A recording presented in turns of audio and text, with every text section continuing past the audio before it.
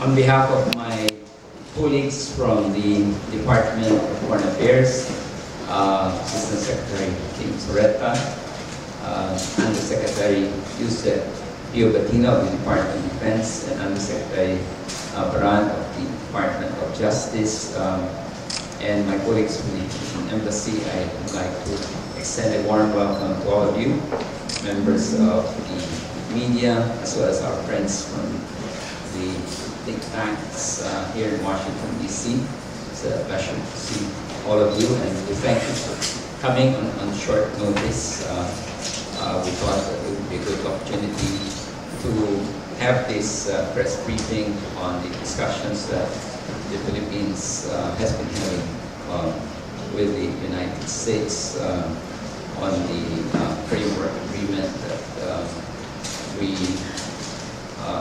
are currently discussing. So with that, let me again thank you for your presence here this afternoon. Afternoon, members of the Philippine negotiating panel. We have the Honorable Pio Batino, the Undersecretary for Defense.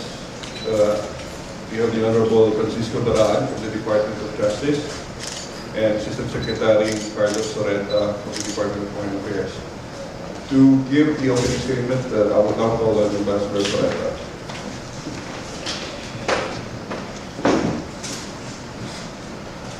Thank you, Elmer, and thank you to Ambassador Felicia and his team here in the embassy for allowing us to use their facilities and for the support given to us during this round of negotiations.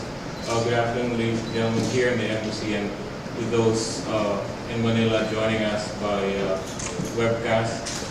Gandang umaga dyan sa inyo. We had made very early on when we announced that we will be entering into this discussion, we had made a commitment to keep the public informed through media of developments relating to our negotiations. And this is what we're doing here today, and we're very glad that you could join us. At this round of negotiations, we have advanced our understandings on a number of issues, and we also had very clear understandings on many principles that will govern the negotiations and the eventual form and substance of the agreement. Among those key principles is that any presence of U.S. forces in the Philippines under this agreement will be temporary. Any presence and activities of such United States forces would be subject to pre-approval by the Philippines.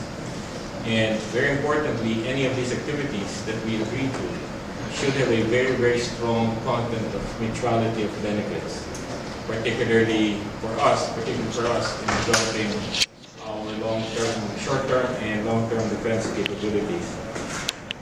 I would like to, in the spirit of transparency, I'd like to discuss or share with you some very specific understandings that we had on specific provisions. I cannot give you the detailed wording. I will paraphrase these understandings on some of the articles and sections that we have come to some agreement to. First is that facilities used for pre-positioning will remain the property of the Philippines. The Philippines will maintain primary responsibility and authority in matters of security, whether it's an activity, a facility, or pre-positioning. Any construction that the United States government may finance on a facility that we approve has to be removed once the activity has terminated. And all these activities will have clear parameters: how long it will be, how many boots on the ground, how much equipment is coming in. Those kinds of details will be worked at after this agreement is concluded. Each and single activity will be clearly elaborated as to all those details. And then we also agreed in principle on stronger language on the prohibition of pre-positioning weapons that are not allowed under international law. These are weapons of mass destruction and prohibited weapons under international humanitarian law. We are quite happy with the progress that we have achieved. We had discussions in a very frank manner, and the spirit of cooperation is there, the common desire as allies to build. You know, when you're allies, you always want your ally to be strong. And in that context, they're helping us to be stronger as an ally. So I like to thank all of you, and we are ready to take your questions. I think we'll just follow Elmer's lead on how to proceed on that. Thank you. Okay, we would now open the floor for our questions. Please introduce yourself and the organization that you represent. We have a microphone over there that you can use. So for the first question, we'll have Srida, please. Oh, thank you. Thank you so much for, I'm pleased to have on Atkins and Ambassador Takti. Welcome. It's good to see you again. And Mr. Ambassador, thank you for the coffee. It's delicious. I'd like to buy some more of it and dispense it. My Starbucks habit. Thank you for your Christmas gift. My question so far as, what was that now? So far as the temporariness of this agreement, which is the relocation of U.S. troops agreement, purportedly for maritime safety. And along that line, the question is that when you say temporary, considering that it's tied up with the mutual defense treaty, and there's another one, VFA. VFA, visiting forces agreement. Wow, this is a very informed group. Thank you. Considering that it's tied up, this new deal, it's tied up with this treaty, and my question is that as long as this treaty exists, does that mean therefore that this relocation business also continue? And while I'm at it, you cited, of course, it's obvious, of course, what the benefits for the Philippines would be, which is to reinforce the defense capability against, of course, the Goliath presence of China over China Sea. But considering that also we are in the United States and there is a Filipino-American community here who are Americans, what are the benefits to the United States? The United States, Philippines, or to the Philippines? Well, to the United States, which include, of course, the Filipinos who are American citizens. But generally, for the Philippines, because there's the benefits, of course, for the Philippines, as far as being its defense mechanism against China. But what is it? Is it the pivot, the rebalancing, et cetera, et cetera? Thank you. Thank you for that question. I am Secretary Patino. Firstly, on your first question regarding temporary nature of the activities, yes, there will be clear language providing or even mandating the presence of U.S. troops as arising from this framework agreement will be temporary. It is clear.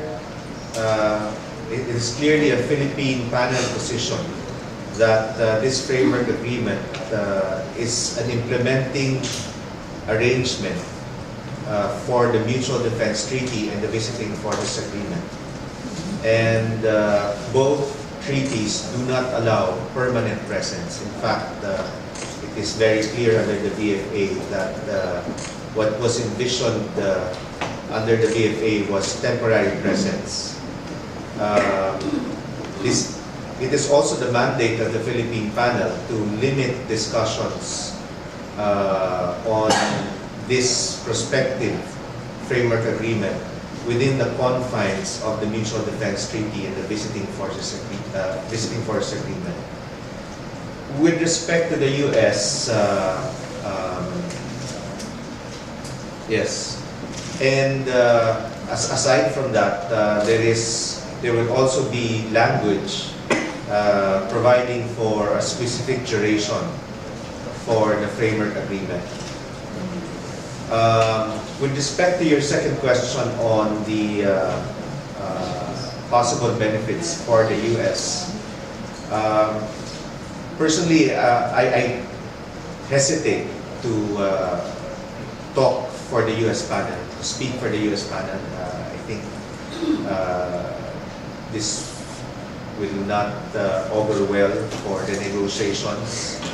But we can only surmise that, as mentioned by ASEC Soreta, they have a keen interest in helping us out, in promoting our long-term AFP modernization, in promoting the development of our short-term capabilities,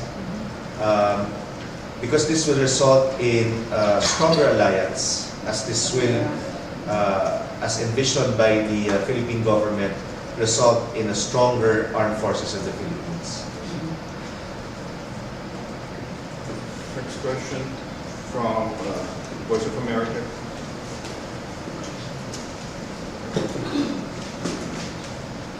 Yes, Tina Chong with the Voice of America's China branch. My question is with regard to the current situation of the South China Sea between the Philippines and China, in a very strained situation. Regarding this military cooperation between the U.S. and the Philippines, China's official state media, Xinhua, just had an article yesterday saying that this is a dual tactic by the Philippines with the intention of permanently occupying Chinese territory. I'd just like to get your reaction and any comments on this. And also, how many more rounds of discussion do you expect to have between U.S. and the Philippines on the framework agreement on the military presence? On the last question, how long after the second round, we feel we've reached past the 50% mark. In fact, we have, although nothing is truly agreed to until the last day when we sit down and sign the thing, we have a lot. We have clear understandings on a large number of sections in the agreement. So we're a little past half. We estimate we might need just 2 more rounds to work out the remaining issues. Now, with regard to China complaining that we intend to occupy, yes, we do intend to defend what is ours. If they are referring to features, areas, or islands that belong to the Philippines, yes, those are ours, and we will do what is necessary to assert that. I guess they will say that that's wrong, and that's the rightest thing to do. If that's ours, then we have to defend it and protect it. And you have asked if this thing we're doing in the United States is in a way directed against China. That's the reason. I think that's a valid question. When allies get together to strengthen each other, the question is always raised: who is the enemy? And that, I think it's a legitimate question. But as far as the Philippines is concerned, the enemy is not one or any country. The enemy is misunderstanding. The enemy is uncertainty. And through this exercise, no nation in our region should ever be uncertain that we will defend what is ours. We will call on every resource, we will call on every alliance to defend what is ours. What was the other? I think that's how we got it. Yeah. Also, on the part of the Department of National Defense, we fully appreciate the full support of the administration of President Aquino and the legislature on the modernization efforts for the AFP. And this is really the thrust of the AFP modernization efforts is to establish and maintain a minimum credible defense posture. All the procurement activities in the future would be for this objective, including the effort of the DND and AFP with the help of the DFA and DOJ in negotiating this framework agreement. The thrust of this framework agreement for the DND is for the establishment of a minimum credible defense posture, which is really the mandate of the Armed Forces of the Philippines.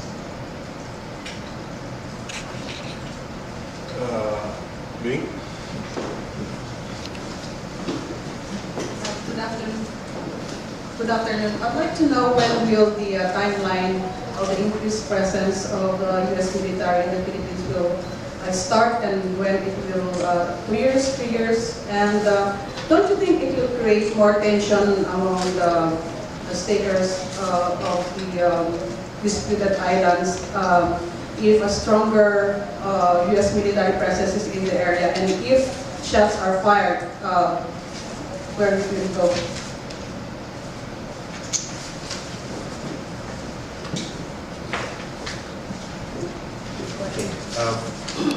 Thank you for the question. When will it start? We have an existing consultative mechanism between the Armed Forces of the Philippines and the U.S. Pacific Command. This is a yearly mechanism where both AFP and US PACOM discuss possible activities, training activities, and other activities for the coming year. So using that system, if and when the framework agreement will be signed, then this will provide the basis for the AFP and the US PACOM to plan in accordance with the parameters set forth under the framework agreement. So there will be a regular mechanism yearly to assess what activities would be best to implement the objectives of the framework agreement, of which there has been already some understanding that they would concentrate on maritime security, maritime domain awareness, and HADR. On your second question, Creating tensions. We think that another key principle that will be emphasized in this framework agreement is the intent of the parties in executing this framework agreement, which is to promote regional stability. We believe that the presence of the Philippine government has expressed its support to the U.S. policy of rebalancing in Asia. We believe that U.S. presence in the past have contributed to regional stability, have contributed to the economic growth of the region. Just to add, thanks Ben for the question. On the issue, when will we start increased rotational presence? We have a big challenge in terms of our defense. We urgently need to fill a gap in our capabilities.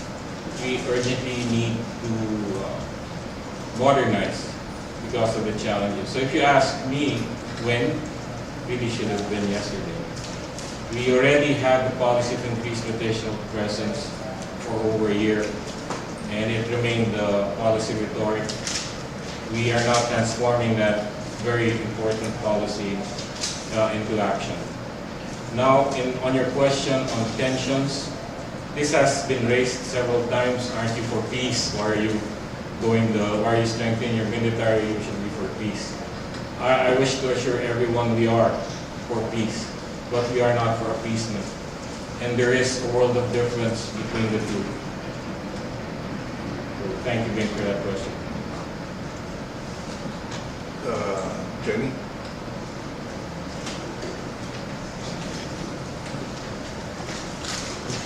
My name is Jenny for Mariah. My name is Jenny, a newspaper for Mariah, the Philippines, or for Mariah.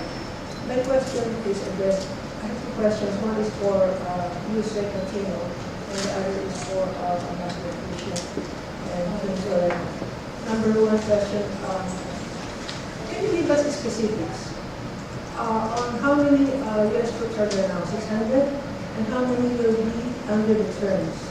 And what would be the nature of these troops? And exactly what are they expected to do within the limits of the agreement?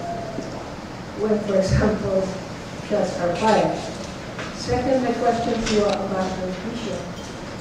Can you give us the latest update on what's is happening now on the suit filed by the DFA at the UN Tribunal regarding this territorial dispute?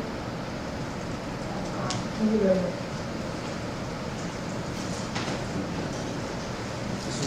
Thank you. May I address your first query, which pertained to possible specifics or details regarding the implementation of this policy of increased rotational presence. May I first give you an idea of the activities that are conducted now under the present setup. The biggest would be Balikatan, which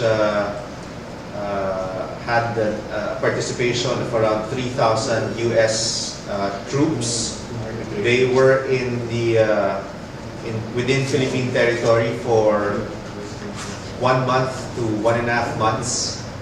The Balikatan activity was mostly composed of training exercises that was intended to mutually benefit and upgrade the capabilities and skills of both the Philippine and U.S. troops. That was the biggest. There are a lot of training exercises and activities approved by the Mutual Defense Board and Security Engagement Board. But a lot of these activities are very small scale. Some of these activities would just entail around 20 to 30 military personnel who are medical and dental professionals doing some community service to designated areas within the Philippines. So just to give you, that was just really to give you what is happening now. Again, under that existing mechanism, there will be an opportunity for the AFP, along with the US PACOM, to study the proposed activities for the coming years. And this will be also the opportunity for our AFP to assess what activities would greatly benefit them and thus approve these activities for implementation for the coming years. It will, as is being practiced now and will be emphasized in the future, the AFP looks at all proposed activities and assesses if the same activities would benefit the AFP in terms of upgrading of skills, in terms of training and all. So through this mechanism, the AFP will study which activity that could be implemented in the coming year? What size and shape would be needed for the implementation of such activity? Where? What duration? So these details will not be provided in the framework agreement. These, as suggested or as directly provided under the proposed title, this would just provide a framework under which the activities in the future would be implemented, and they will not provide details.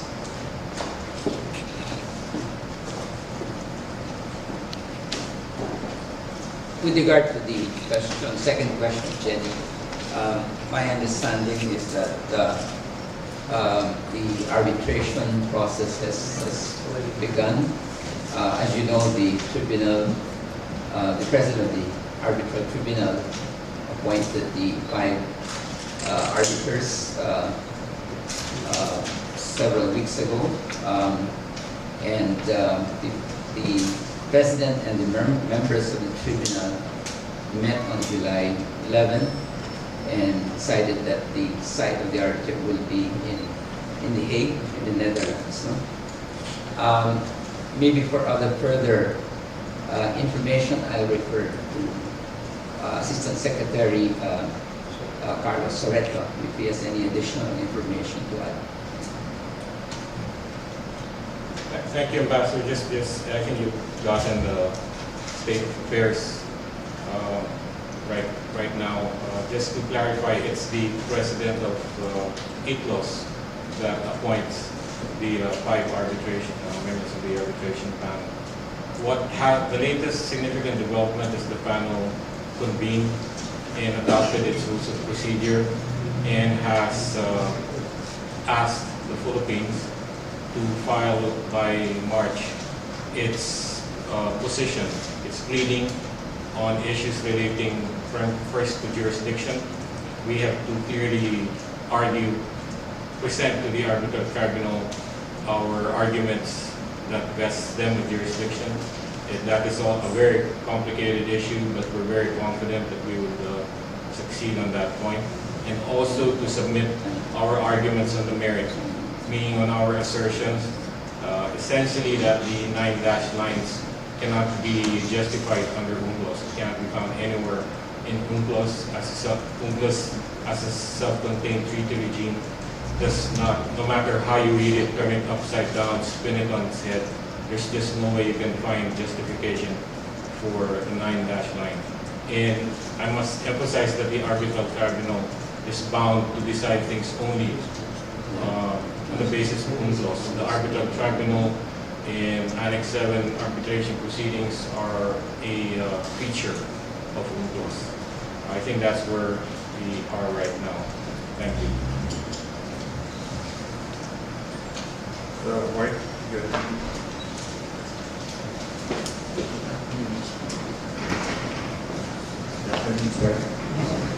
I just want to know, because you mentioned earlier that there is a restriction to the kind of weapons that the Americans can bring to the country. So my question is, do you have a system or a way of knowing that? And have all the facilities been identified in regards to these cases? Under the agreement, we remain, for example, in issues of prepositioning, we remain in the facility to be used will be our facility. There will be no U.S. facility. And we will maintain control over that. Of course, jointly working. What we're telling you is they cannot just put things there. There's a requirement right now within the agreement for a procedure of notification or prior authority before these things can be moved in. And just to echo what Yusek Batino said, nothing will be moved in there unless it's mutually beneficial to us. We're not doing this agreement to become a warehouse of United States equipment or supplies. It's a very specific objective we're trying to achieve. If they're going to pre-position something, it has to be mutually beneficial. For example, they need to increase their capabilities for search and rescue in the region. As you know, they will be shifting their naval resources to our part of the world. And that means that they will need to have land-based ability for search and rescue. These pre-positioned equipment also serves us with the search and rescue. Sadly, one of our biggest problems is natural disasters. Oftentimes, when the disaster strikes, some of our fishermen are out at sea, and we have, from experience, realized that we do not have side scan sonars, we don't have infrared equipment. In fact, we don't have the air assets to do a very effective search and rescue. So when these things are pre-positioned, it would have that kind of mutual beneficial. We would require it to be mutually beneficial. Next question, please.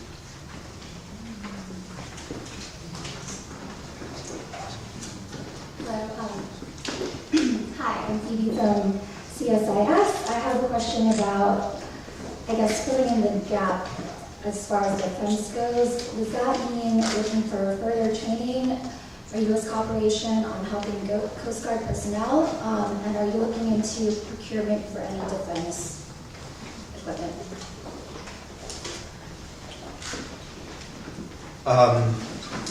As mentioned, the main areas for the framework agreement would be on maritime domain awareness, maritime security, and HADR. And admittedly, there are gaps in the capability of the armed forces of the Philippines. We must emphasize, however, the appreciation of the DND and the AFP in the approval of the President, by the President, of the AFP modernization bill submitted by Congress, which has allocated 75 billion pesos for the first 5 years of the implementation of the AFP modernization. Also, in the first 3 years of the President Aquino's term, there have already been allotted 33 billion pesos, much more than the 15-year period implementing the original AFP modernization program. But even with all of these support coming from the executive and the legislative departments, there is a gap in the capability of the AFP. And we foresee and intend that this framework agreement will provide the mechanism wherein U.S. troops, only as allowed by the Philippine government, can provide temporary capabilities in times of disaster, such as delivery of relief goods, surveillance, also with respect to maritime domain awareness and maritime security. This would be one of the benefits that the Philippine government can derive from the execution of this framework agreement.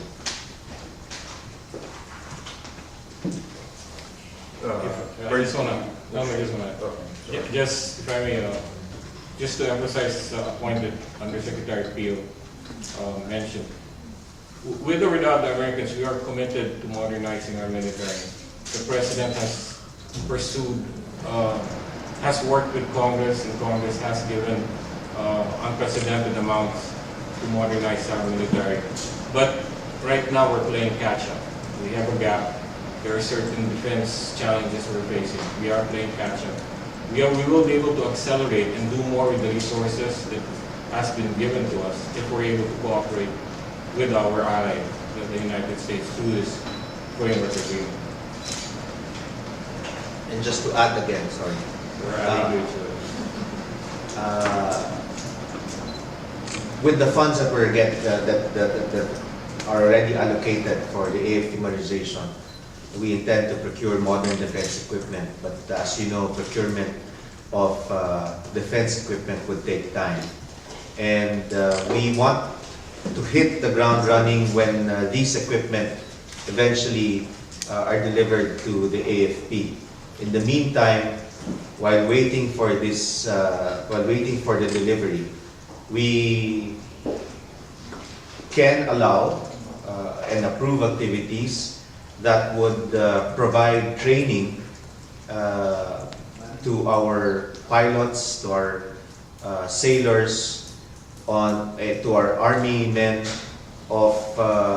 for the operation and maintenance of these modern defense equipment, which if we will allow, the U.S. could bring into our AFP bases and AFP facilities. Maybe if I could just add one more thing to what Assistant Secretary Coretta said under Secretary Aquino, that this framework agreement will also allow, through the training exercises, better interoperability, because not all the aircraft, not all vessels, all equipment are coming from the U.S. So through these training exercises, our personnel, the armed forces personnel, will have a better knowledge and better coordination in terms of interoperability of these aircraft, vessels, and systems. So that's another benefit in terms of this framework agreement.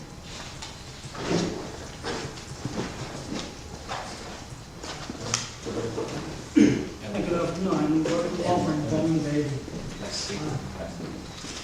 I just want to know, actually, I worked in the Philippines for almost 8 years. I know before U.S. troops always, come and back and forth. So I just want to know what's really new for this framework, because you have MDT, you have BFLN, you have mutual logistic support agreement, even you have MPD, Mutual Defense Board. So everything there, so what's really new? And also my another question is that in the situation of U.S. sequestration, so what really U.S. commitment for rewarding the Philippines agreement to receive more U.S. troops there? Thank you.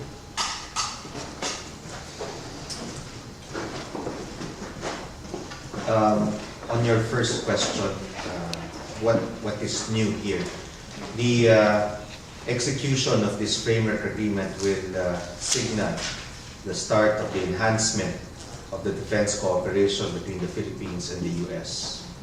As mentioned by ASEC Soreta, the increased rotational presence has been an approved policy both by the Philippine and the U.S. government.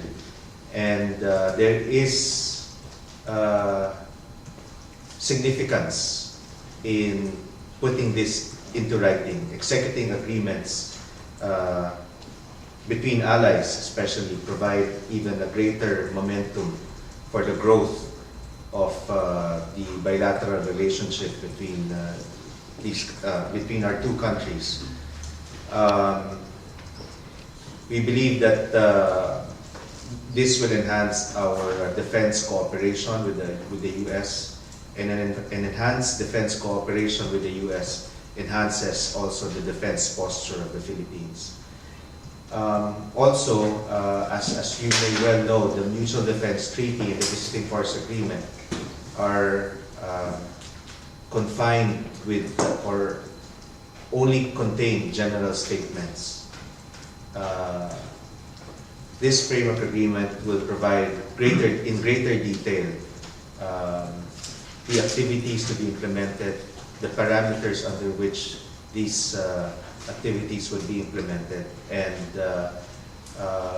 would reiterate the ideas as set forth under the Mutual Defense Treaty and the Visiting Force Agreement. I cannot remember.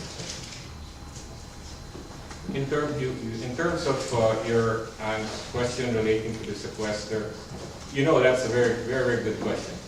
First of all, in response to that, this agreement is not a transfer agreement. It's not an agreement where we would be primarily an agreement for acquiring military materials. We have processes for that. This agreement, what it does, particularly in the context of sequester, is a very cost-efficient way of advancing our military cooperation. Americans need to train anyway or use their equipment. It could be in their areas outside the Philippines. What will happen is they will use it, they will train, co-train. I mean, their pilots need to train anyway. But if they do it in the Philippines and they're able to stay a little longer with their equipment, because when these planes come in, for example, they come with the whole systems, generators, all the things that need to run a sophisticated aircraft. So these come in, they would be doing this anyway anywhere else, so do it in the Philippines. Not that it's more fun, but it's a very cost-efficient way. We get to train also. And that's the whole gamut of military systems that we intend to acquire in the future. We're trying to acquire more sophisticated systems.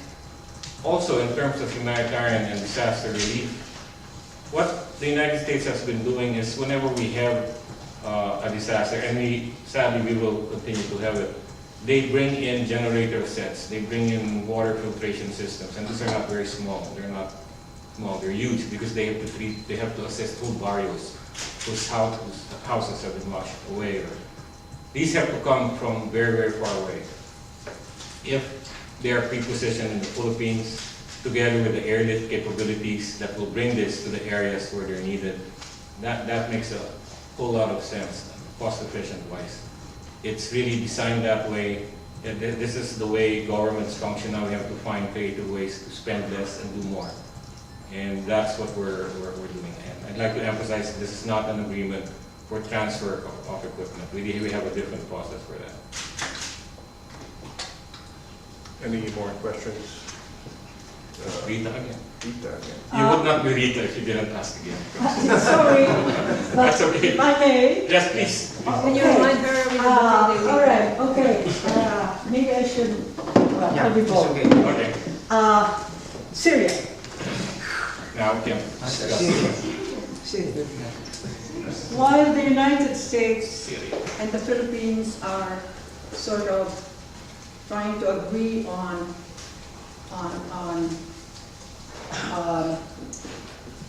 increasing on the Philippine side the defense capability of the Philippines, which is indeed very much needed. That's a no-brainer. You don't have to be a military genius to sort of know that. And considering, of course, the challenges in Asia, including in the Philippines, what with China, the China Sea issues, maritime safety, etc., not to mention trade and security issues. But meanwhile, there is Syria, and right now, I think the President of the United States is sort of scratching his head which way to go. Now, my question is that if the United States go in the way of moving toward Syria, which would be of military nature in specific ways, one does not know, but it will have to be a military, not diplomatic kind of a move. What is the impact of that on the agreement that we're working on with the United States precisely trying to beef up the defense, which is of course military capabilities of the Philippines?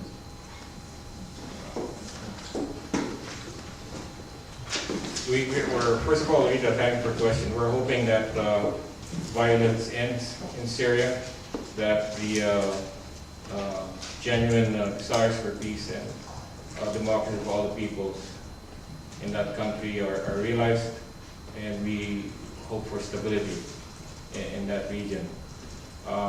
In terms of what's happening in Syria and contemplated possible military actions to be taken, we feel that the United States, as in relation to our negotiations, very simply, we're saying it's not. We will continue our negotiations. We do want peace in Syria. We can't predict how the United States will act militarily. Our negotiations will continue. That's how deep and strategic our security relations are with the United States. It has shown resiliency over the decades, even when other events are happening. That it continues. The cooperation continues. Even when after 9/11, the United States was overextended all over the world, our cooperation intensified, and it's been going on an upward swing all the way. So, thank you. You'll take the last question. Ming, please. I would like to know if part of the negotiation is with the increase of U.S. troops in the Philippines, will there be confined in their bases, their barracks, camps, whatever their designated place of? I'm asking this it's because of the recent incident in the Balikatan, when there was a case of a Filipina who accused one Balikatan participant of rape, and that has created a lot of tensions between the two countries. And so I'd like to know if these issues are being addressed at this moment. Thank you. Thank you, Bing. With regard to activities, they will be limited to areas approved by the Philippine government. But under the VFA, United States forces are allowed to take leave or to stay on a little longer or to transit in areas where there is no activity, but they cannot just appear where the activity is to be. They have to enter a port or land in an airport and drive along a road. So there will be times they will be outside the activity area, and they will be covered by the VFA. But right now we are in discussions with the United States precisely on coming up with better understandings on the VFA as an agreement, so that we can avoid any misunderstandings or any differences in interpreting our reciprocal obligations under the VFA. So we have learned from that lesson, and and it's actually a requirement of the Senate and the Congress. They have passed resolutions telling the Department of Foreign Affairs to engage in discussions. And also there's also a Supreme Court decision in Nicolas versus Romulo that instructs the Department of Foreign Affairs to negotiate on a very specific aspect of the VFA, and that's Article 5, Section 10, which relates to the agreed detention facility. In case there's again a trial, we should agree on where he should be detained. Yeah. And Mr. Pio will add. And I just would want to add that personally, I believe that the U.S. troops who have been training within Philippine territory have generally been very respectful of the laws of the Philippines. In fact, the training exercises have started in 1999 and up to the present, and the case of Corporal Smith, though very regretful, has just been the only case of that nature. But rest assured that the defense and military establishments will continue to work with our counterparts to